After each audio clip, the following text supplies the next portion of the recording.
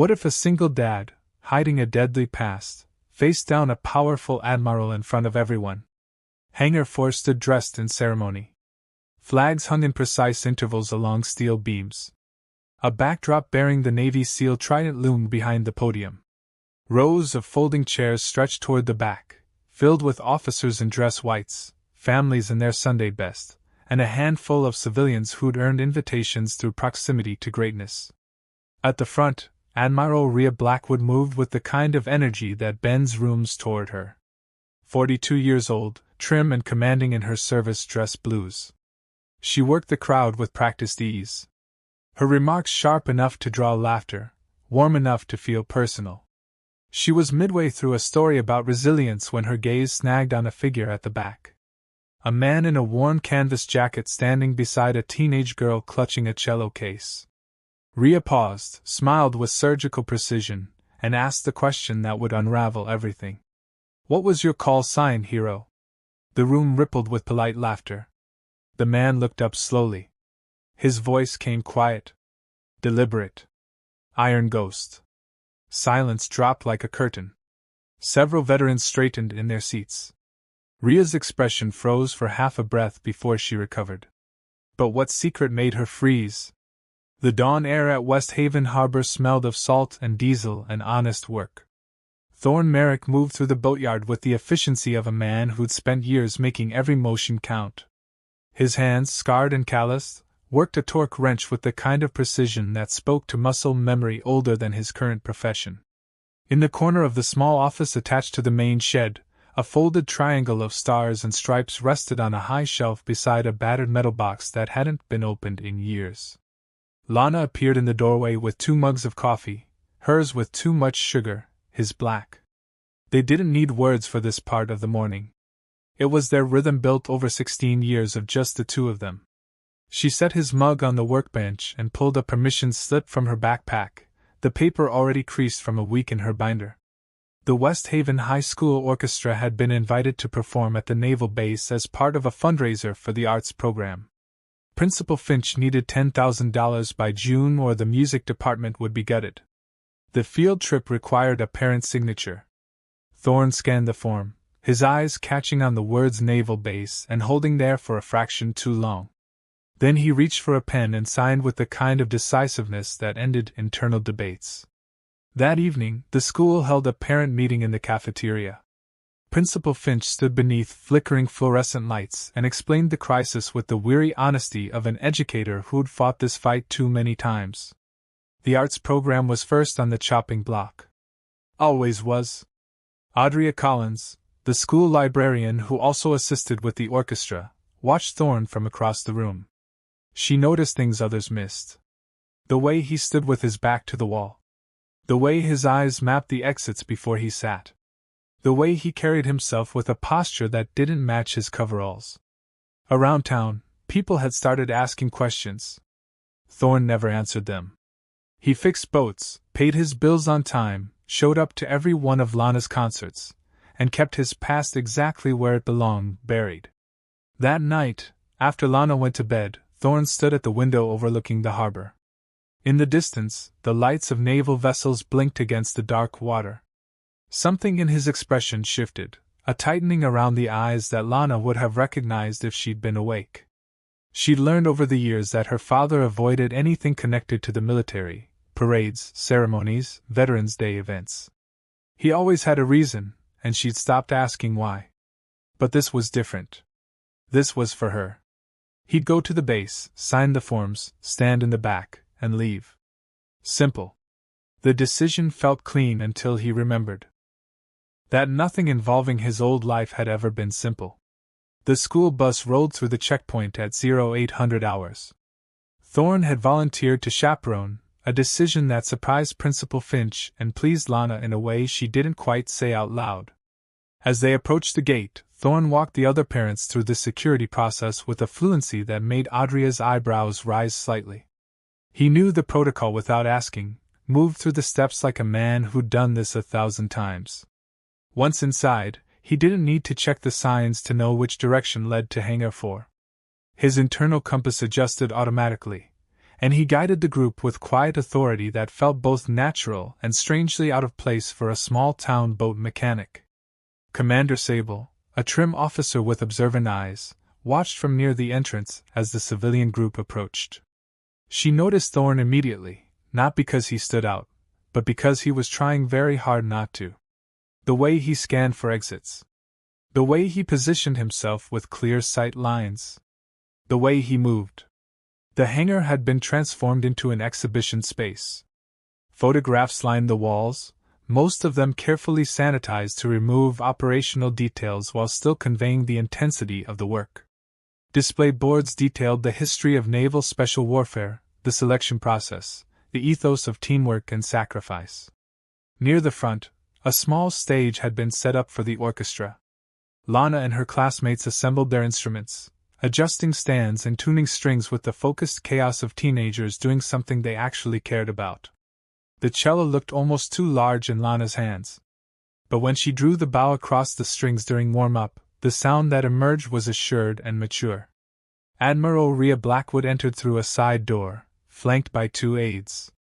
At 42, she was striking in a way that had nothing to do with beauty and everything to do with presence. She moved through the VIP section, shaking hands. Her energy filling the space like a tide coming in. When the orchestra began to play, the room settled into attention. Lana's solo emerged from the adagio with the kind of aching clarity that made people forget to breathe. Rhea listened with the expressionless intensity of someone who'd learned to armor herself in public. Afterward came the meet and greet. Rhea approached the student group with practiced warmth, asking questions that sounded personal but weren't. When she reached Thorn, something in her demeanor shifted. Maybe it was the way he stood. Maybe it was the way he didn't seek her attention. "You served, didn't you?" She made it sound casual, friendly. Thorn offered a non-committal nod. "Long time ago." Rhea smiled. And there was an edge to it now. Something playful and cutting at once. "Let me guess. Motor pool supply." A few people laughed. It was meant to be light-hearted. Sable standing nearby saw Thorn's jaw tighten for just a moment before he controlled it. Lana's hand found the edge of her cello case and held on. Rhea leaned in slightly, playing to the crowd. Now, her voice carrying that tone of authority mixed with entertainment that people like her wielded like a weapon. "Come on, don't be shy. What was your call sign, hero?" The question hung in the air. Thorn met her eyes, his expression neutral, and spoke 2 words that changed the temperature of the room. "Iron Ghost." Someone dropped a glass. The sound of it shattering on concrete seemed impossibly loud in the sudden silence. One of the older officers, a master chief with 30 years in, straightened so fast his chair scraped. A few people exchanged glances, uncertain whether they'd heard correctly. Rhea's smile remained fixed, but something behind her eyes shifted, recalculating. Commander Sable moved closer, her interest now sharp and professional. She addressed Thorn with careful respect. "Sir, do you still have any mission currency? Challenge coins? Insignia?" Thorn reached into his jacket pocket and produced a single coin. It was worn smooth at the edges from years of being carried. He placed it in Sable's palm without ceremony. She turned it over, examining the markings, and her face went still. The coin matched a description she'd seen in classified briefings, tied to an operation that wasn't supposed to exist in official records. Rhea recovered quickly, her voice taking on a diplomatic polish. "Thank you for your service." The words were correct, but they landed cold. Several junior officers nearby moved almost unconsciously into positions of respect. A subtle difference that Rhea noticed and clearly didn't appreciate. The power dynamic in the room had shifted in a way she hadn't anticipated and couldn't immediately control. Lana stared at her father as if seeing him for the first time. The quiet man who fixed boats, and made her breakfast, and taught her to tie knots had just become someone else entirely. Or maybe he'd been that person all along, and she'd never known. Across the hangar, phones were already coming out. Not to take pictures, that was forbidden, but to send texts. Within minutes, the name Iron Ghost was moving through secure channels, pulling up fragments of after-action reports, mission summaries, and a set of records that had been heavily redacted for reasons no one had ever fully explained. Adria appeared at Lana's side, her hand gentle on the girl's shoulder. "Breathe," she whispered, just like before a performance. "4 counts in, 4 counts out." Lana nodded, her hands shaking slightly. Thorn remained still, his expression unreadable. While the room reorganized itself around him, Rhea brought the event to a polite close, thanking everyone for their participation and support, but her eyes kept returning to Thorn with an intensity that felt less like curiosity and more like calculation. As the crowd began to disperse, Sable made a point of shaking Thorn's hand. "We should talk," she said quietly. "Not here, not now, but soon." Thorn nodded once. End of 7. Lana moved to his side, and they walked out together, father and daughter, through a gauntlet of eyes that saw them differently than they had an hour before. That night, back in the small house attached to the boatyard, Thorn pulled a chair to the center of the living room and climbed up to retrieve the metal box from the high shelf. Lana sat on the couch, her cello resting against her shoulder, waiting. He set the box on the coffee table between them, and opened it for the first time in years. Inside was the folded flag, a photograph with faces deliberately blurred, the Damascus coin, and a set of dog tags he'd never been able to throw away. Thorn spoke slowly, choosing his words with the care of a man who'd kept them locked down for more than a decade. The mission had been a direct action raid targeting a high-value individual in a compound outside Damascus. Intelligence suggested minimal security, quick in and out. But when they arrived, the situation was wrong. The target wasn't there.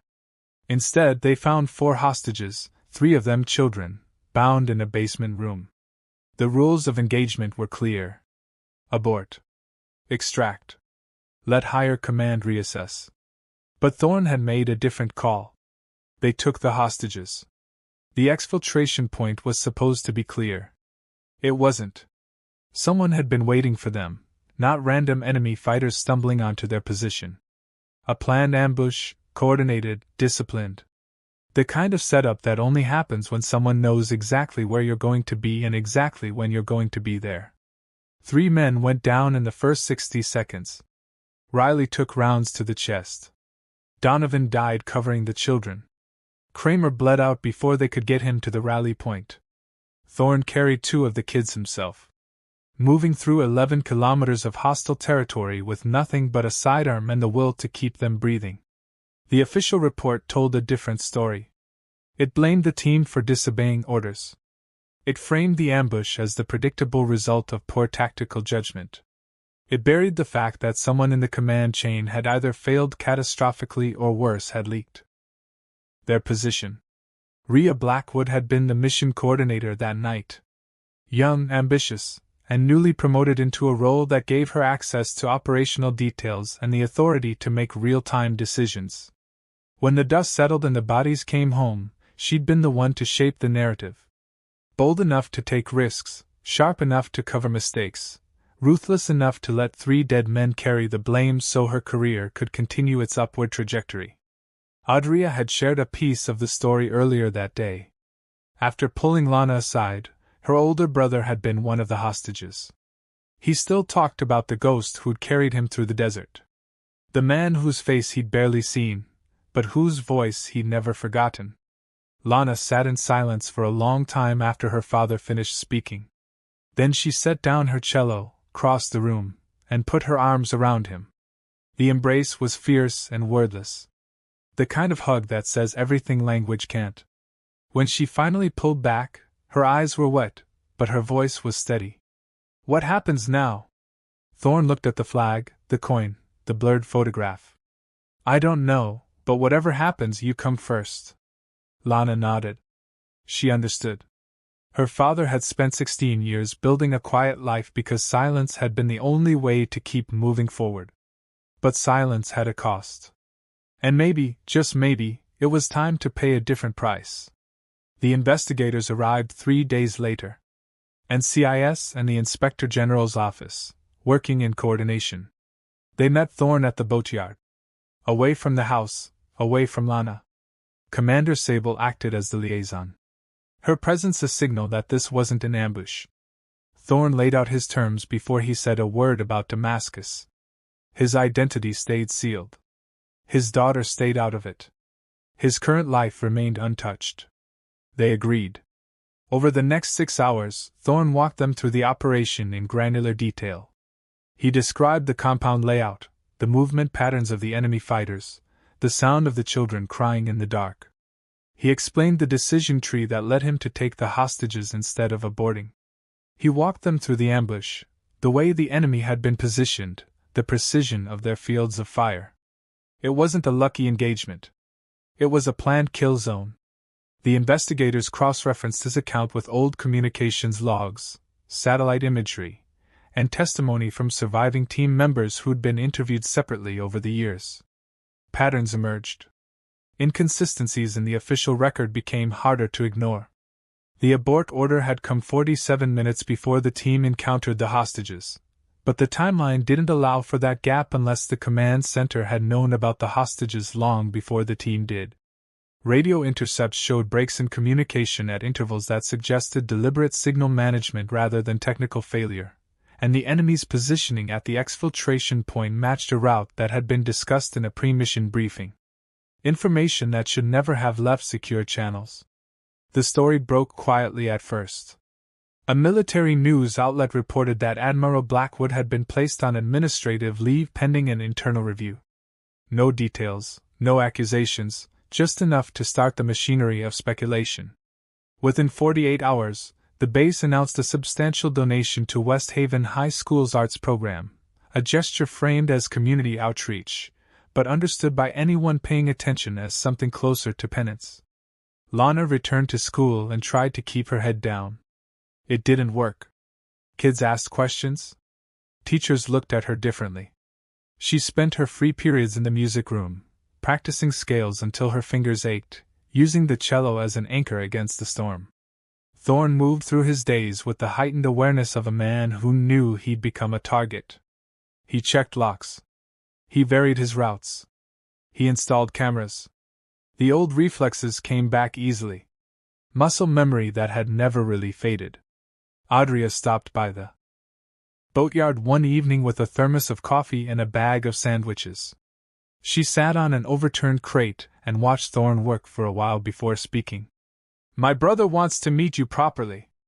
I mean, he's tried a dozen times to find you over the years." Thorn didn't look up from the engine block he was reassembling. "He doesn't owe me anything." "Maybe not, but some ghosts come back so we can understand why we survived." Thorn set down his wrench and finally met her eyes. "I'm not a ghost. I'm just a guy who made a call and got lucky." Audrey smiled sad and knowing. "No, you're a guy who made a call and carried the weight of it for 16 years. That's not luck. That's something else." She left the thermos and went home. Thorn drank the coffee slowly, watching the sun set.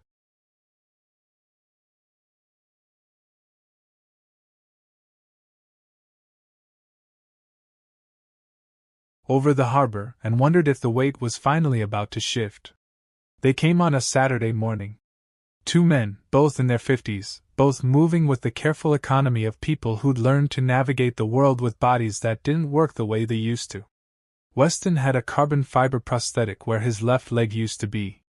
Archer carried himself 505 with the slight hitch of someone with a fused spine. They stood at the edge of the boatyard just outside the fence, waiting. Thorn saw them from the office window and knew immediately who they were. He walked out slowly, wiping his hands on a rag, and stopped a few feet away. For a long moment, nobody spoke. Then Weston grinned, the kind of grin that carried 16 years of grief and relief and brotherhood, and said, "Ghost, you stubborn bastard! You're actually alive!" They shook hands in silence. Men like them didn't need words for this part. The reunion was equal parts joy and mourning. A strange alchemy of emotions that couldn't be separated cleanly. They talked for hours, not about the mission, not at first. They talked about the years after Weston's medical discharge, his struggle with painkillers, the marriage that didn't survive, Archer's transition to contracting work, the nightmares that still came some nights, the grandkid who just learned to walk. They talked about Riley and Donovan and Kramer, the men who didn't get to grow old, whose families had spent 16 years believing their loved ones died because of bad leadership and reckless decisions. They deserve better, Weston said quietly. Their families, they deserve to know the truth. Archer nodded. We all do. That afternoon, Commander Sable arrived with an update. The investigation had uncovered communications that placed Rhea Blackwood at the center of the intelligence failure. She'd known the compound was under heavier surveillance than the initial brief suggested. She'd known the exfiltration route had been compromised, and she'd made a calculated decision to proceed anyway, betting that a successful capture of the high-value target would outweigh the risks. When the mission went sideways and men died, she'd shaped the narrative to protect herself and her career trajectory. It was a gamble. A cold, ambitious gamble, and it had worked for 16 years. Lana came home from orchestra practice and found her father sitting at the kitchen table with 2 strangers and a naval officer. She set down her cello case and listened as they explained what was happening. Her eyes moved between the men, taking in the scars, the weariness, the unspoken bond that connected them. When they finished, she asked the only question that mattered to her. Is this going to hurt, Dad? Weston looked at Thorne, then back at Lana. No, kid. This is going to help him. Thorne wasn't so sure. He'd built 16 years of peace on the foundation of silence. Digging up the past meant risking everything he'd built. But Lana surprised him. She leaned against the counter, arms crossed, and said, You should go to Washington. When they ask you to testify or whatever, you should go. Thorne studied his daughter's face, searching for doubt. He didn't find any. You'll be okay here. I'll be fine. Adria said she'd check in. And besides, I've got a concert next week. Someone needs to hold down the fort. She smiled. And it was small but real. Go finish it, Dad. For them. For you. Thorne felt something in his chest loosen slightly.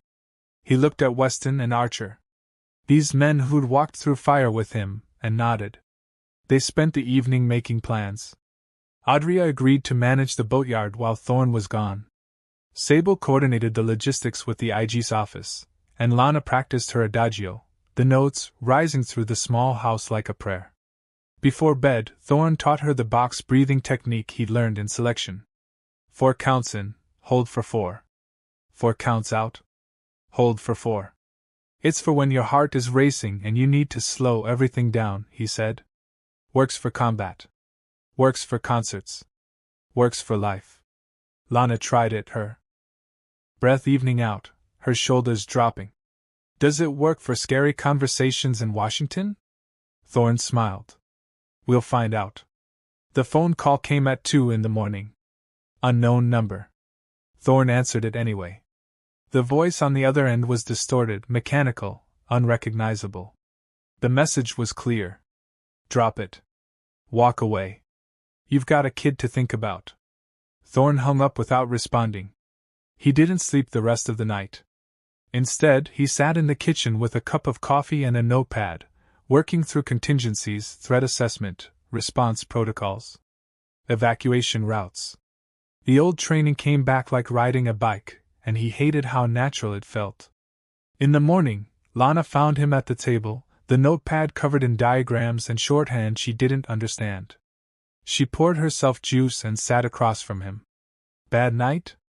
Complicated night. She didn't push. They ate breakfast in comfortable silence, the kind that only comes from years of learning each other's rhythms. Later, she spent the afternoon in the music room at school, working through the climactic section of the adagio. It was the hardest part, the place where the emotion peaked and threatened to overwhelm the technique. She kept losing the thread, her bow pressure inconsistent, her voice shaky. Thorne showed up halfway through her practice session. He sat in the back row of the empty auditorium and listened. When she finished and looked up, frustrated, he walked down to the stage.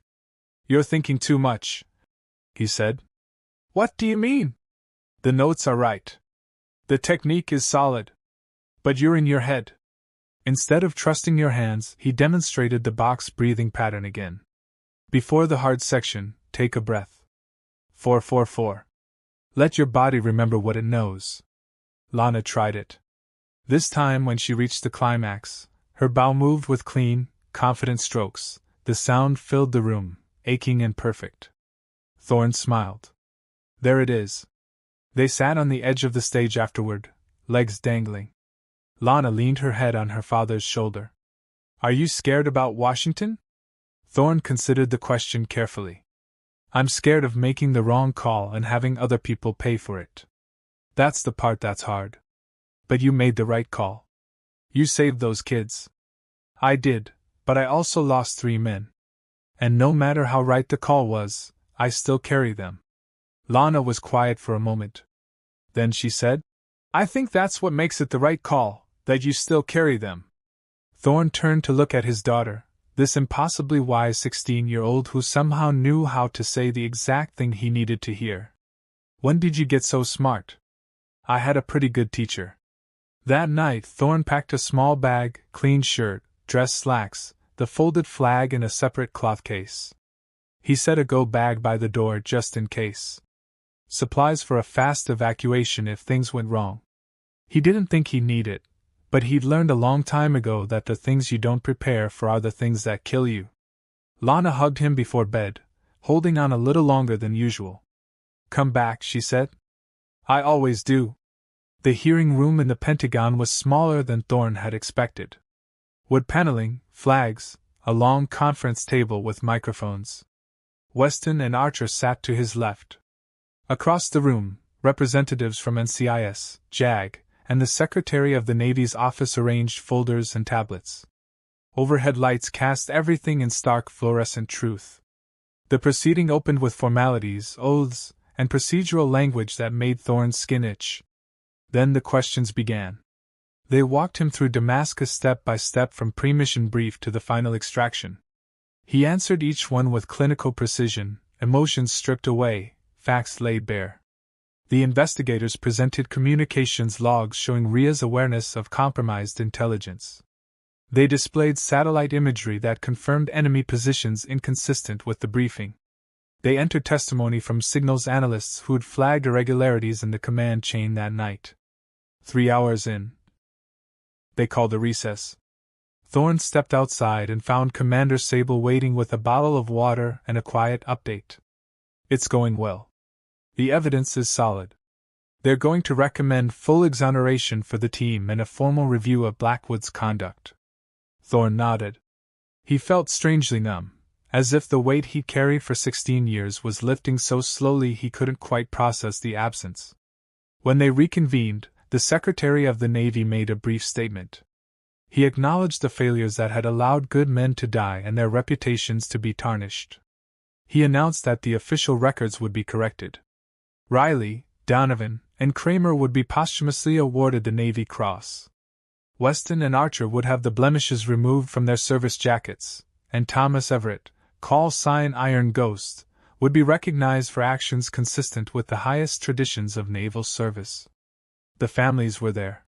Riley's mother, gray-haired and weeping, Donovan's brother, holding his nephew's hand. Kramer's widow. Her face a landscape of grief and relief. They received the folded flags, the medals, the apologies that could never be enough, but were offered anyway. Then Lana walked into the room carrying her cello. Nobody had announced this part. She'd asked Sable for permission, and Sable, understanding that some moments require more than words, had quietly arranged it.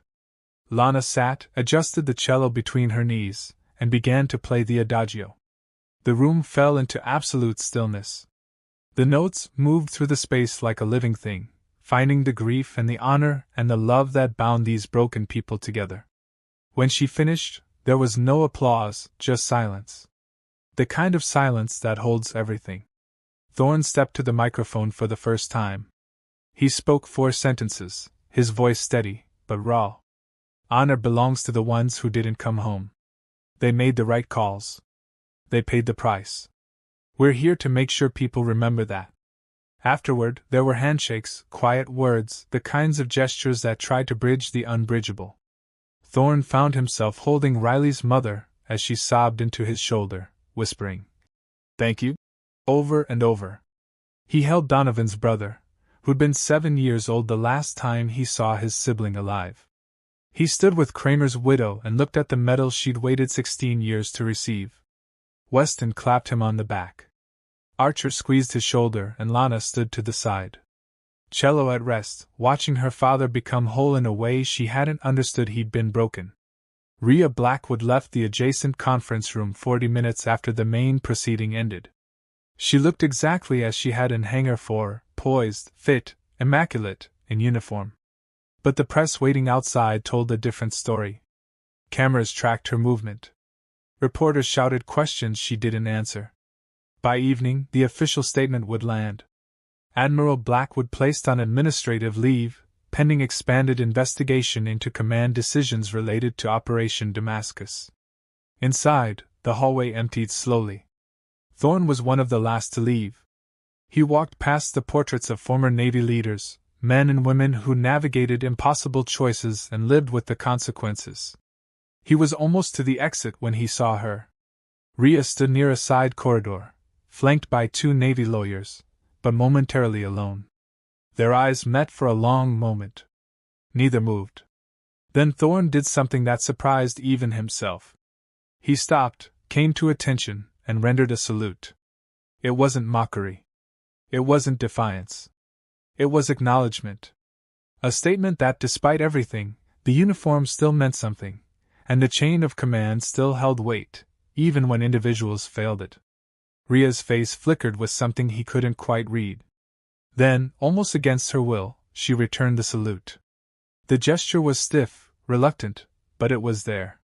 When she lowered her hand, Thorne spoke, his voice carrying just far enough. Sometimes courage is staying quiet, but today courage was telling the truth. Rhea held his gaze for 3 more seconds. Then she turned and walked away. Her lawyers closing ranks around her. Thorne continued outside where Lana and Sable were waiting by a government sedan. The drive back to West Haven took 6 hours. They stopped once for gas and coffee. Lana slept in the back seat for most of it. Her cello secured beside her. Thorne drove in silence, watching the landscape shift from federal buildings to suburbs to the open stretches of highway that eventually led home. By the time they pulled into the boatyard, the sun was setting. Audrey waved from the porch of the office. The shop lights were on. Everything was exactly as they'd left it. Lana stirred awake and yawned. "We home?" "We're home." They climbed out of the car, stretched, and stood for a moment in the fading light. Somewhere in Washington, lawyers were drafting official language. Somewhere in West Haven, Principal Finch was scheduling a press conference to announce the arts program had been saved. And somewhere deep in the classified archives, 3 names were being moved from one column to another. Shame replaced with honor. 16 years too late, but not too late to matter. Thorne looked at his daughter. She looked back and smiled. "You did good, Dad." "So did you." They went inside together, father and daughter, and closed the door on the hardest day of their lives. 3 weeks later, the boatyard settled back into its familiar rhythm. The afternoon sun cut through the gaps in the shed's walls, illuminating dust motes that drifted like snow in the still air. The smell of salt and engine oil was a constant, comforting in its reliability. Lana sat on a crate near the water's edge, playing something new. Not the adagio anymore, but a lighter piece, something with hope threaded through the notes. Weston and Archer had driven up for the weekend. They sat at a makeshift table constructed from sawhorses and plywood, drinking beer from bottles, sweating in the June heat. The Damascus coin rested beside the folded flag. Objects that had been hidden for so long now resting in plain sight. There was a knock at the gate. Thorne looked up, tense for a moment out of habit, then relaxed when he saw who it was. A man in his early 30s, tall and sun-weathered, stood beside a woman and 3 young adults, Audrey's brother, and behind him the other hostages from that night, no longer children, but carrying the memory of childhood terror in the lines around their eyes. They didn't say much at first. The brother stepped forward, extended his hand, and when Thorne took it, pulled him into an embrace that lasted long enough to say everything words couldn't. The woman, who'd been 9 years old when Thorne carried her 11 kilometers through hostile territory, cried quietly. One of the young men, who'd been 6, just stood and stared like he was seeing a myth made flesh. They stayed for an hour. They thanked him, though Thorn kept insisting there was nothing to thank. They met Lana, who was gracious and shy in equal measure. They stood at the water's edge and watched the boats move in and out of the harbor while the sun dropped toward the horizon. Before they left, the brother pressed something into Thorn's hand. A photograph creased and faded, showing 4 faces, 3 of them children. One of them a young man in fatigues whose features were barely visible in the darkness, but whose presence was unmistakable. "We never forgot," the brother said simply. After they left, Commander Sable arrived out of uniform, carrying a 6-pack and a question. "The Navy wants to know if you'd consider coming back. Consulting, training, something low profile. You've still got skills they need." Thorn shook his head, smiling for the first time in what felt like weeks. "I'm good here." "You sure you could do a lot of good?" "I am doing good." He gestured to Lana, to the boatyard, to the quiet life he'd built. "This is where I'm supposed to be." Sable nodded, unsurprised. "Fair enough. But if you ever change your mind, you've got people who'd be glad to have you back." She raised her beer in a toast to the ghosts who came home. They drank. The sun finally slipped below the harbor, turning the water gold and then copper and then dark.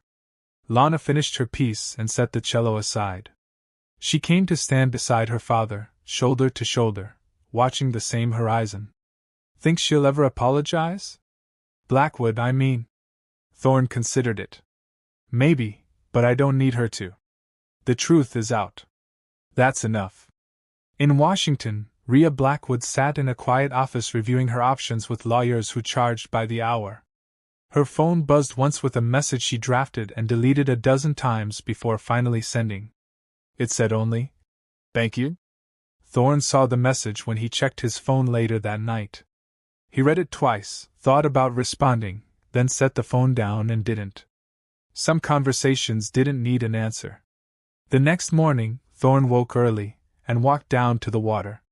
The first light was just breaking over the harbor, painting everything in shades of gray and gold. He stood at the edge of the pier, hands in his pockets, and thought about Riley and Donovan and Kramer. He thought about the weight of command, the cost of decisions, the price of silence. And for the first time in 16 years, the weight felt lighter. Not gone. It would never be gone, but lighter, manageable. Lana appeared beside him, 2 mugs of coffee in hand. She passed him one without a word.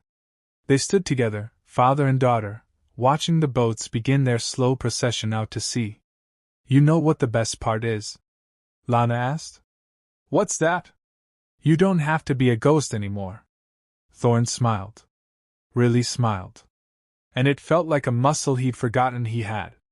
"No, I guess I don't." Behind them, the boatyard hummed to life.